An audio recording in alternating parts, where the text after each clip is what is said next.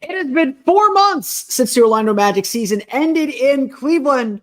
So let's look wistfully back at that series with the Cleveland Cavaliers. We'll do that today on Locked On Magic.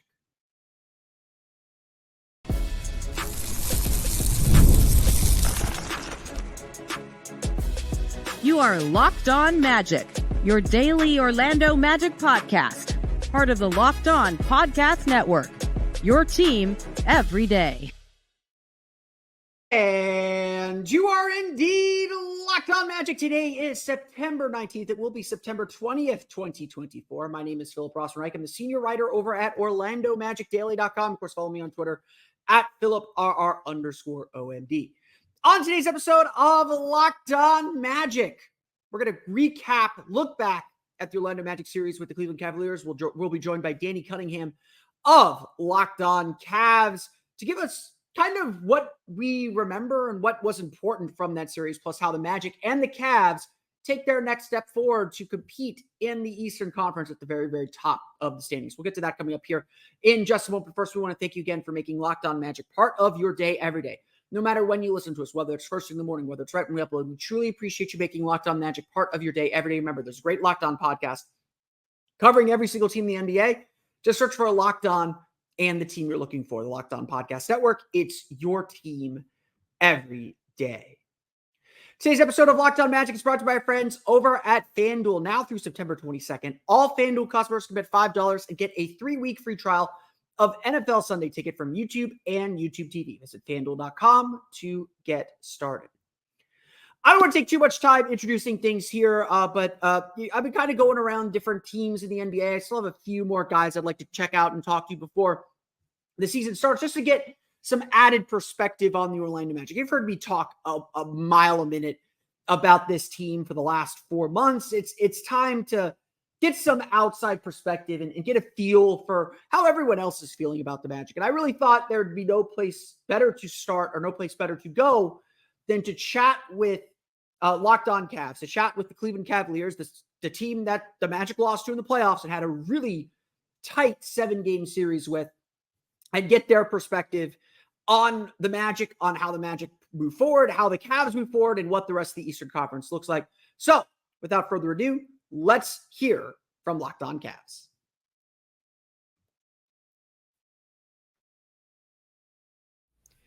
And this is Philip Rossman-Reich, the host of Locked On Magic, joined now by Danny Cunningham, the new host of Locked On Cavs. If you watch Locked On Magic, new face here. We've got a new host from Locked On Cavs over the summer. One of the many new acquisitions for the Cleveland Cavaliers. Danny, how are you doing today?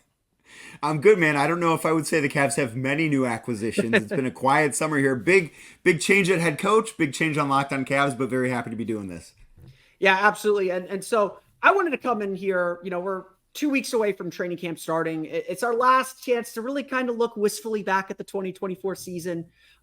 It's been 4+ months since the Magic and Cavs 7-game series. And I want to get your perspective a little bit on both how these two teams push forward, but let's start by looking back. 4 months later, what is kind of the lasting memory or lasting impact that you have from the Magic and Cavs first round series back in May?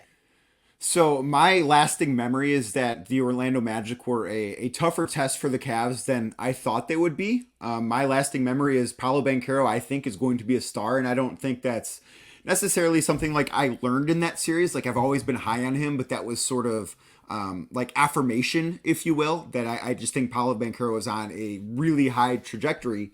But my lasting memory is also Donovan Mitchell was able to put the Cavs on his back when they needed him to, and the Cavs were able to make a lot of plays. And it's also something, and I know that this was referenced on by one of the Wagner brothers when he was on George Niang's podcast last week, that home court advantage matters. Like, if that Game 7 is played in, the Kia Center now in Orlando instead of at Rocket Mortgage Fieldhouse in Cleveland, I think we're probably talking about the Orlando Magic and what they did moving on into the second round. But because the Cavs were able to win enough regular season games and have that pivotal Game 7 played in Cleveland, I think that's a big reason why they moved on. As you look back at this, what do you remember about that series?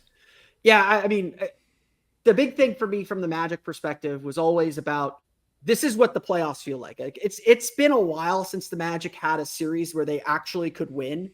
And just the amount of precision that's necessary to be successful in the playoffs, you kind of forget that. It's like it's somewhat muscle memory, but you forget that. And to your point, like Donovan Mitchell always seemed to know exactly what his team needed. Like Paolo was great. Don't get me wrong. I will stand for Paolo as much as I can. But Paolo was just kind of like, grasping blindly to say, like, this is what I got to do. Like, I gotta figure this out and figure out what I need to do. And, a lot of us here in Orlando talk a lot about the game that Franz Wagner had in game 7, a 1 for 15 performance. Jalen Suggs, I think, was 2 for 13 in that game. Donovan Mitchell really stepped up his game in ways that I don't think the Magic quite understood. I think it was game 7 when he passed the ball to Darius Garland. Garland had a terrible series. I think right. You'd agree with that. He had a nightmare of a season. Like it wasn't confined to that series. He was just not the level of player they needed him to be all year. Like I remember entering that series and saying, Donovan Mitchell's going to do what Donovan Mitchell's going to do. Like he's gonna be Donovan Mitchell.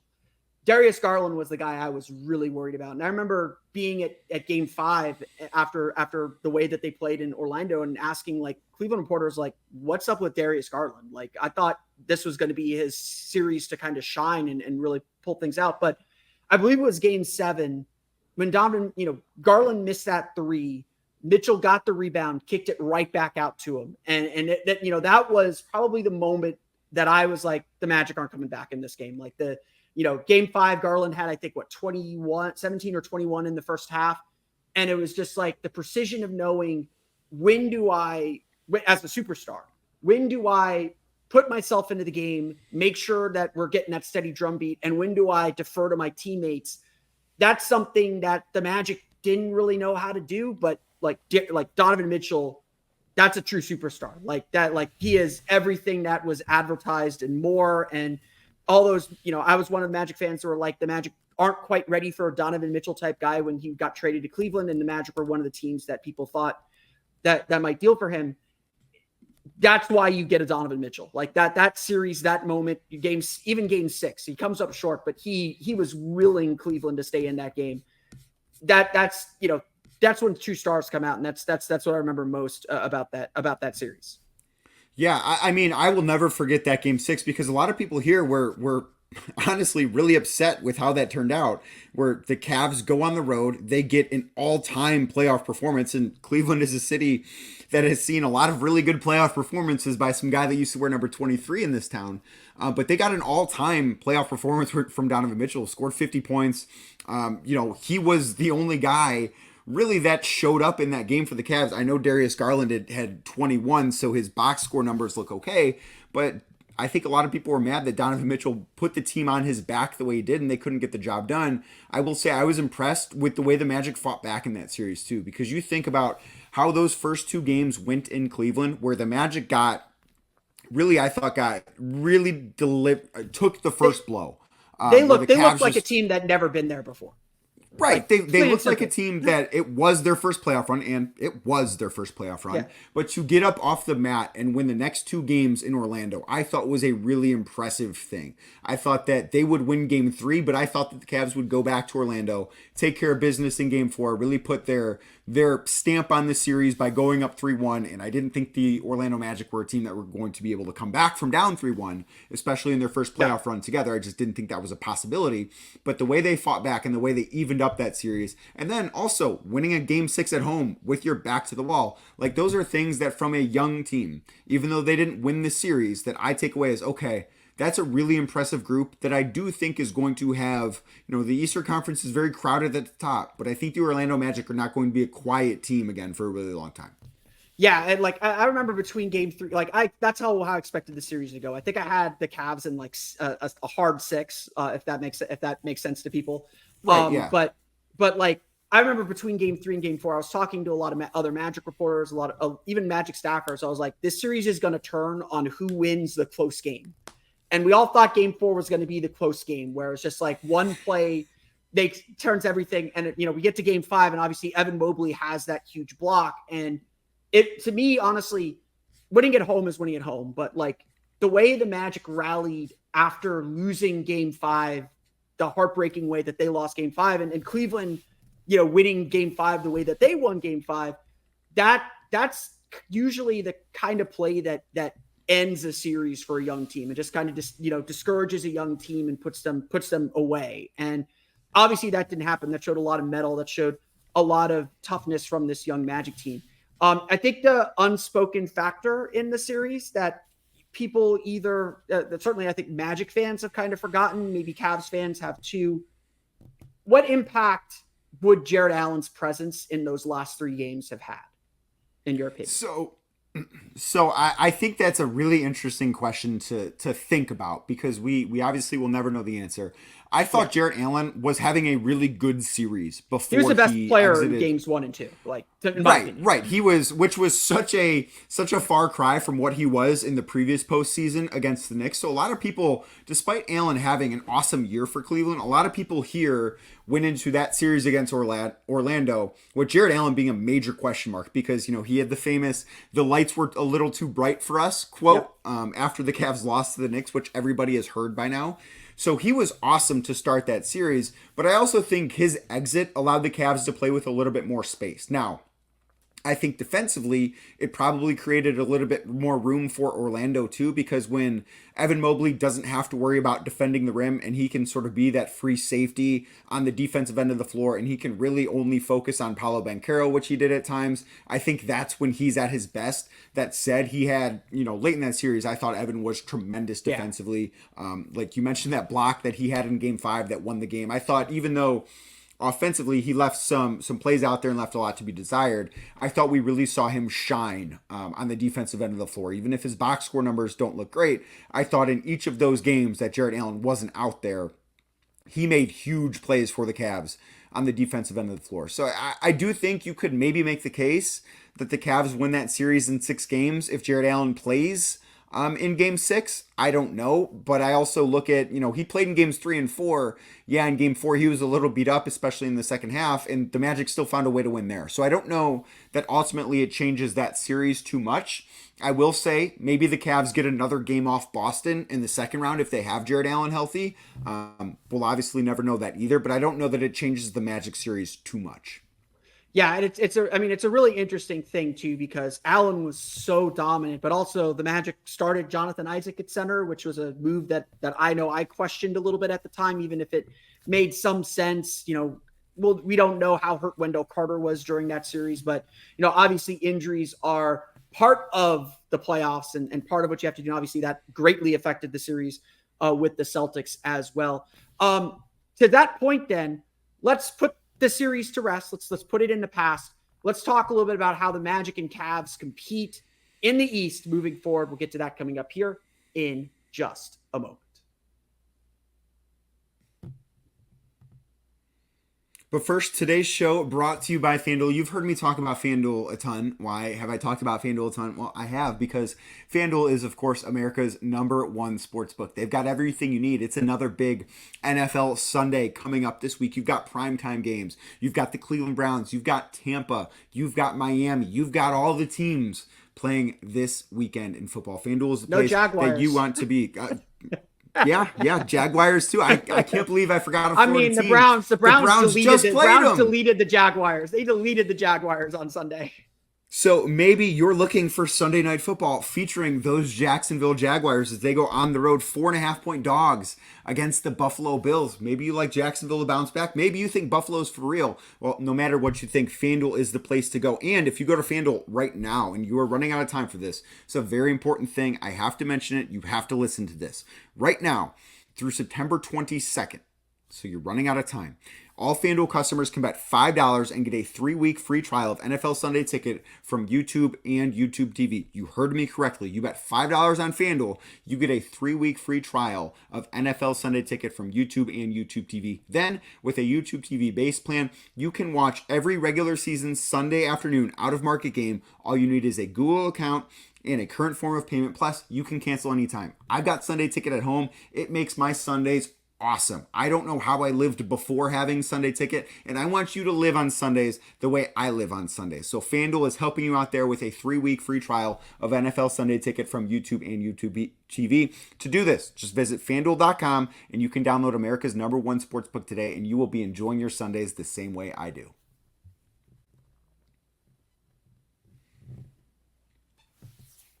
We want to thank you for making Locked On Magic and Locked On Cavs, or Locked On Cavs, they can't both be, I guess, your first listen of the day. For your next listen, enjoy the Locked On NBA podcast. There is no offseason in the NBA, and that offseason is running short. And Locked On NBA provides you daily basketball analysis from national and local experts in 30 minutes or less. No one keeps you as informed and entertained as Locked On NBA, available on YouTube or wherever you get podcasts. It's all part of Locked On Podcast Network, your team every day. So, Danny, obviously it is a new year, and I think a lot of us are expecting the East to be super competitive. It's not just that the Cavs have a new coach in Kenny Atkinson, which we'll talk about in a minute. It's not just that the Magic added Kentavious Caldwell-Pope. It's that Paul George is now on the Sixers. Mikal Bridges is on the Knicks. The Bucks have a full offseason with Doc Rivers. The Celtics are the Celtics and still really, really good. The Magic and Cavs obviously were the 4 and 5 seed. And I think most projections that we're seeing around the league suggest that the Magic and the Cavs will not hold on to those positions. So let's start with the big question then. How do the Cavs stay in that top 4? How do the Cavs break into the title contender tier of the Eastern Conference? So I think that there are two very different answers to that question. I think the way they stay in the top 4 is if they stay healthy this year. Their starting lineup of Donovan Mitchell, Darius Garland, Max Strus, Evan Mobley, and Jared Allen only played 28 games together last year. That's not a very large number for your ideal starting 5. Obviously, Darius Garland had a nightmare of a season. Dealt with that fractured jaw, had like a thumb wrist injury early on in the season, had some off-the-court stuff going on that really was unfortunately pulling his attention away, I think, from the basketball floor that pulled him down a little bit. If he just has a season reminiscent of his first year with Donovan Mitchell, I think the Cavs will be in a really good spot. So if they stay healthy, I think, and part of it is by playing that too big style, I think they're a really difficult team to prepare for. Because on a Tuesday night in February, they're a hard matchup because you might have to play a different way than you're used to playing, and that can be a hard change of pace in the midst of an NBA season.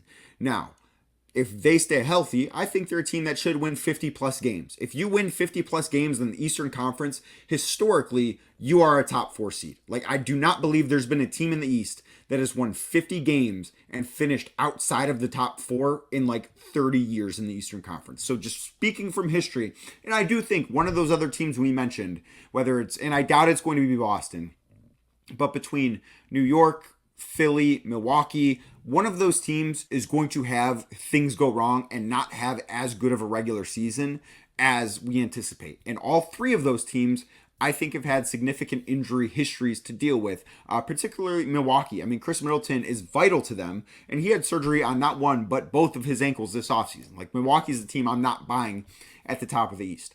As far as championship contention, that I think is on Evan Mobley. If Evan Mobley takes a leap forward and becomes an offensive force that is equal to what he is defensively, that is the key to the Cavs becoming a true championship contender. Because if that's the case, Evan Mobley becomes your best player. And if Donovan Mitchell is your second best player, I think you have a championship contending team. I don't know that that's going to happen. That's putting a lot of pressure on Evan. That's putting a lot on new Cavs head coach Kenny Atkinson. But I think that is how they go from a team that, if everything breaks the right way, can be in the conference finals, to a team that, if everything breaks the right way, can be hoisting the Larry O'Brien trophy. Now, I'll flip that around on you. Those two same questions. How do the Magic jump from 4-5 matchup to maybe being even in that 2-3 zone? And how do they become a championship team? Yeah, I mean, I think what was so interesting about the matchup in the playoffs was that these are still like very relatively young teams. Like, Donovan Mitchell's a veteran. He's been there. Like, he gave the stability, but like Evan Mobley, Darius Garland, Jared Allen are all fairly young players. And so it's tempting to look at playoff failure or playoff results and say, this is how we're going to judge these guys, or this is it. This is the ceiling. And I think Cleveland showed a ton of discipline this summer, not trading Darius Garland and not kind of breaking their core up. And I'll ask maybe a few questions about that decision here in a minute. But for the Magic, it's very much the same. Paolo Banchero is 21 years old, still on his rookie contract. He has to get better. He has to be more efficient. I think he had 9 turnovers in the first 2 games of the series, and that was a big thing. That was him making mistakes, learning how to be the main playmaker on a playoff team with defenses tailored specifically to the things he likes to do. He's got to obviously make more shots. He's got to be a better passer. He's got to do everything better. It's surprisingly simple. Franz Wagner had a great series. Honestly, take game 7 out, and it was a pretty strong series for Franz Wagner. But he's got to be more efficient as a 3-point shooter. He's got to continue to diversify and grow his game. The same with Jalen Suggs. The Magic, I think, made one of the adjustments in the series was games 3 and 4. Jalen Suggs was playing a little bit more point guard, setting Paolo up a little bit more instead of always having Paolo with the ball in his hands. He's going to be asked to do that kind of full time now. You mentioned Cleveland's starting lineup, Orlando's starting group last year of Jalen Suggs, Gary Harris, Franz Wagner, Paolo Banchero, and Wendell Carter played only 300 total minutes together last year. So injuries were a big story for the Magic too, but it took half the season for the Magic to really kind of find their starting lineup. And that group was a +8 or 9, it was a +12, I think, points per 100 possessions. So they found something, and arguably, they made one of the biggest free agency moves of the summer. Kentavious Caldwell-Pope is a better version of Gary Harris. And Gary Harris had a bad series. He is a better shooter than what he showed in that series. Kentavious Caldwell-Pope, who did not have a good playoffs either, shot 40% from 3 in 3 of the last 4 seasons, has 2 championship rings to his name as a key contributor. That's someone that I think the Magic think can elevate and enhance what they were already doing well last year. So like Cleveland, it's still so much about, can their young players be better? Can their young players get better? And, and Cleveland, I think, has proven this now that they've done it twice. Everyone I talked to in Cleveland kind of said, yeah, Orlando's having the playoffs we thought Cleveland was going to have last year, maybe a competitive first round loss where they learned something, but they clearly cement themselves. Well, Cleveland last year did it again. They got back, they were the 4th seed, they won their series. Orlando's got to prove they can do it again. And I think that is an underrated thing for young teams to learn. Just because you're starting a new season doesn't mean you're guaranteed to have the success you had last year. Orlando's got to show that they can do it again. And that's going to be, I think, a big challenge for this still very, very young group. Right. I think that it's very possible that they're on a similar trajectory as the Cavs were. The Cavs' first season with Donovan Mitchell. And I know Mitchell came into Cleveland much more established and in an older position than Orlando star and Paolo Banchero, but I see them on a similar timeline to where I think last year, and I'm curious to know if you think I'm wrong here, but I would call what last year was for the Orlando Magic a rousing success. I think that the Magic and Magic fans should be very happy with the fact that, and you're never happy about losing in the playoffs, especially when you have an 18-point lead in game 7. Yeah. But I think that they should be, when you can kind of take a step back and look at the year as a whole, I think they should be very happy about that. But then the goals get readjusted, and okay, if that same thing happens again, it's not the same success that it was the year before. Yeah, and to that point, yes, the locker room in game 7, I was standing outside the locker room when the players walked back in. A lot of heads down, a lot of, it's hard when the season ends. But by the time they got back to Orlando and did exit interviews the next day, everyone was like, what we accomplished this season was great. We're eager to do it again. We're hungry to do it again. We clearly can see what we need to be successful at this level. Typically you lose the biggest lead in a game 7 until the Denver Minnesota series. You're depressed. That's historically bad. That's not something that you're happy about the day after. But I think that the team looks at the longer scope of this as people, I think my viewers hate me for saying this all the time. Last year was not about last year. It's about what it builds for the next 2, 3, 4, 5 years with this team together and hoping that they continue to build on what they've accomplished. So it's, I think there's a longer range view of what this team is trying to accomplish. We've hinted a little bit at some of the changes with these two teams.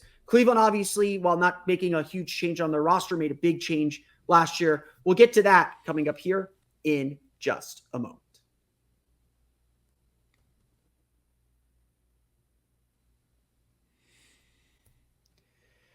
So, Danny, you mentioned it when I asked you what the Cavs need to compete a little bit about how the starting lineup for Cleveland was a little bit wonky all year. I think one of my takeaways from the series, and one of the reasons why I thought they might trade Darius Garland or try and mix something up, is it always felt like they weren't at their best with their main four players on the floor together.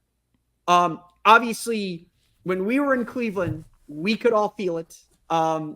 Game 5, you could hear boos for JB Bickerstaff. Game 7, you could absolutely hear the Rocket Mortgage Fieldhouse crowd booing JB Bickerstaff. What impact do you anticipate Kenny Atkinson having on this team? Because changing coaches is a big deal. And Kenny Atkinson's a very, very good coach. I think he is a great hire. What is his impact going to be on the Cavs and their ability to compete?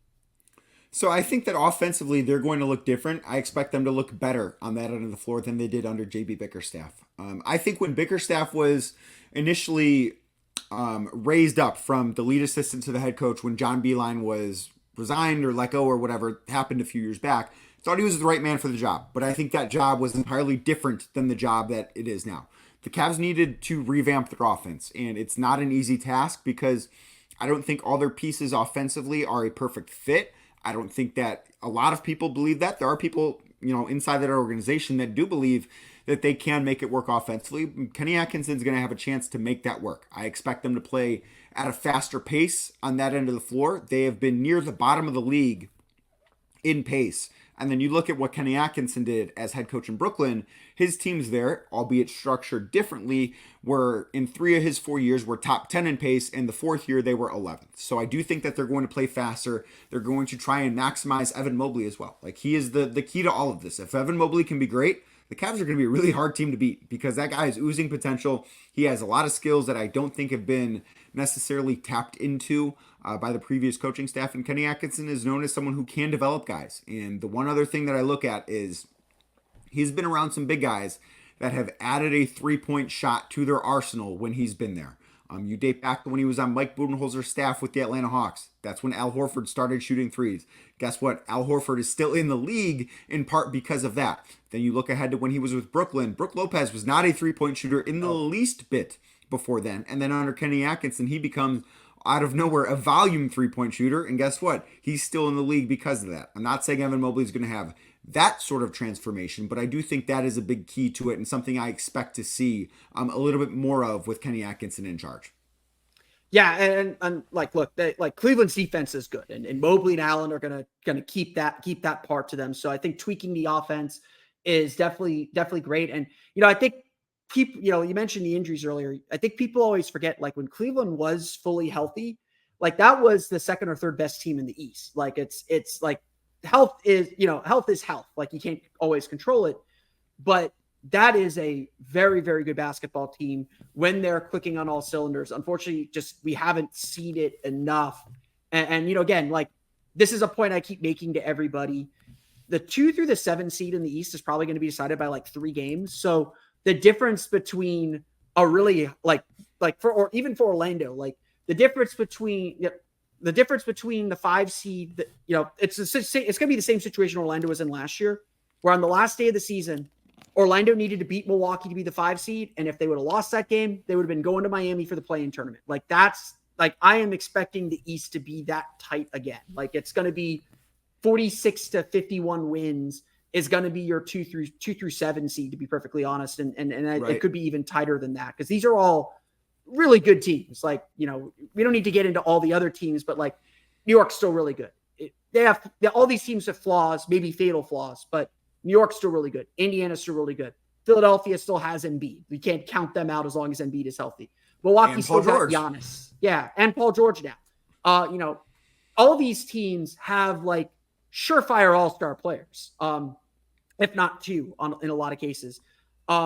It's going to be a big battle in the East, and I don't think success is necessarily guaranteed. You got to like scratch and claw for every bit of it. Right. I could not agree more. And the thing that I'm most curious to watch with the Magic, go because I'm very high on the Magic. And what I'm curious from your perspective is what are realistic goals for Paolo Banchero this year? Because like I think that they are a team that if Paolo Banchero continues on the trajectory that he's on, they should be in the conversation for, and I know it's so tight, but like I see a world in which the Orlando Magic could finish second in the East. So what are expectations for him specifically? To that point, the Magic were second in the East with a week to go in the season, so it's not that far fetched. Right.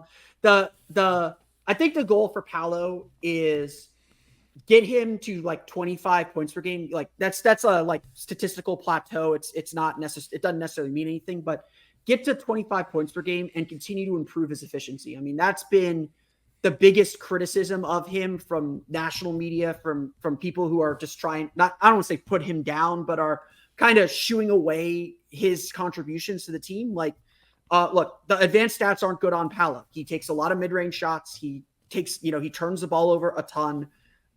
He's just got to rein all that in. Like, we talk about how bad Cleveland's offense is. Orlando had the worst offense of any team that made the postseason last year. They're 23rd in the league in offensive rating. They haven't been outside the bottom 10 in offensive rating since Dwight Howard in 2012. That is the stat that we need to get rid. That is the stat that the Magic are desperately trying to get rid of.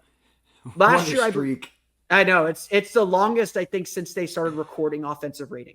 Oh my goodness, it's bad. Do you think accidentally they have a good offense? No, not even close. But I think a big reason for that is they were 28th in the league in turnover rate. Like they're not a high volume 3-point shooting team, but they can make threes on occasion, as they showed in some of the games in the playoff series. They can miss a bunch of threes, as they also showed in some of the games in the playoff series.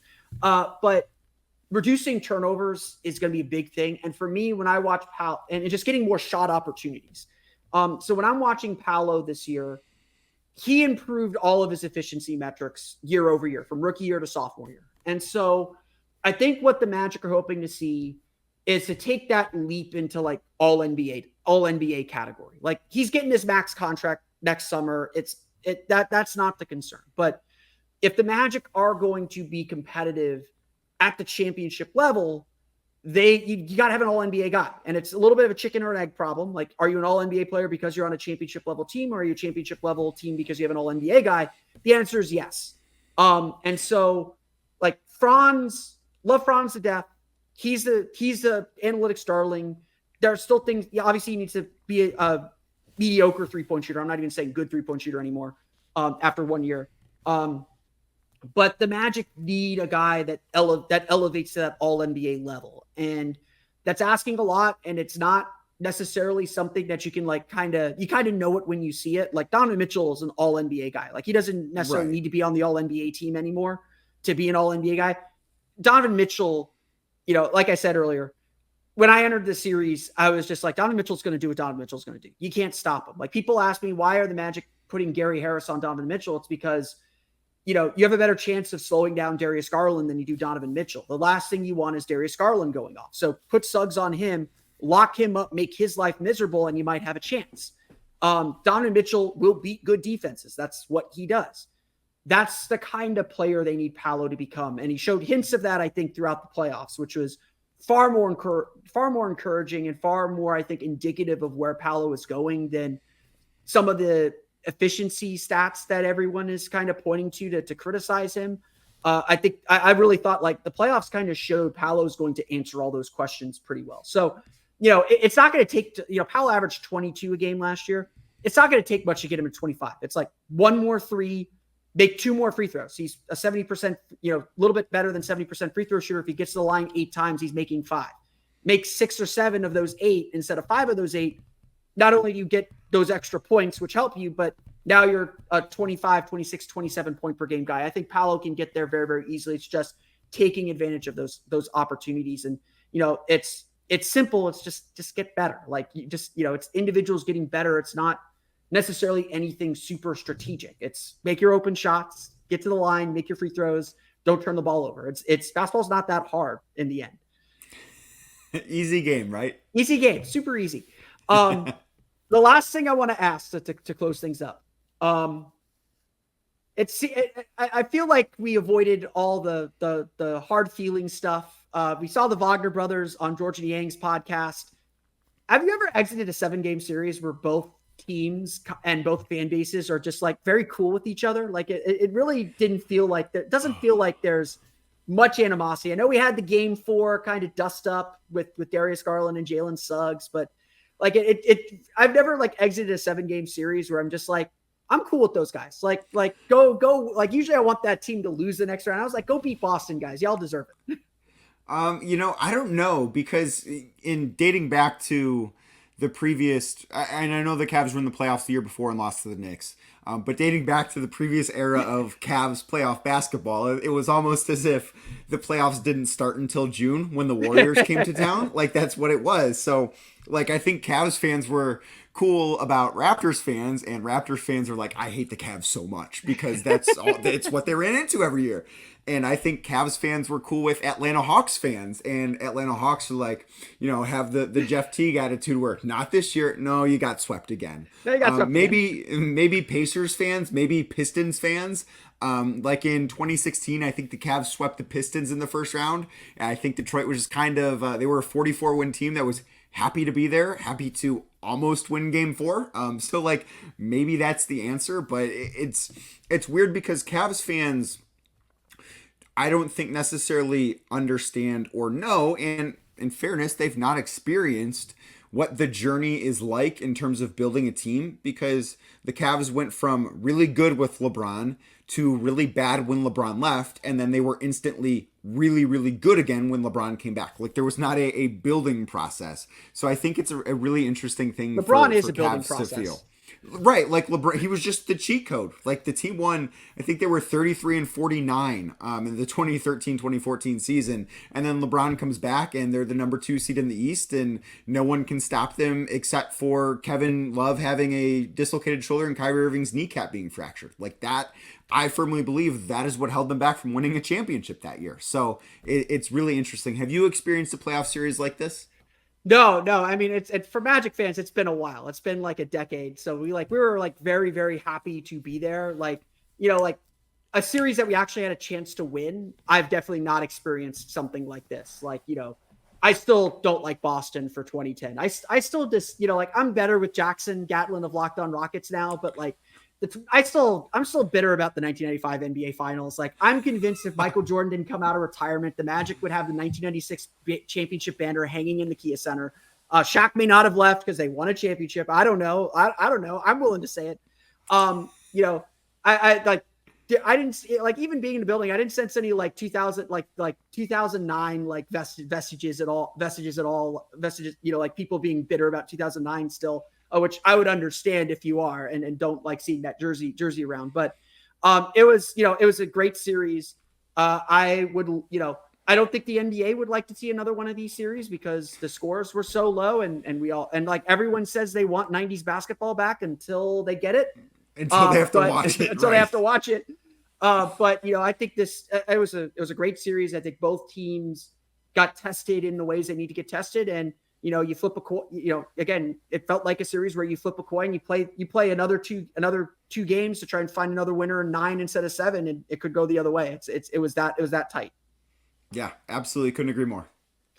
Danny, I want to thank you for hopping on and helping preview the Cavs, talk a little bit about the Magic, look back wistfully at a fun 2 weeks between the Magic and Cavs. As always, I'll see you in the conference finals this year. Yeah, can't wait. See you in late May.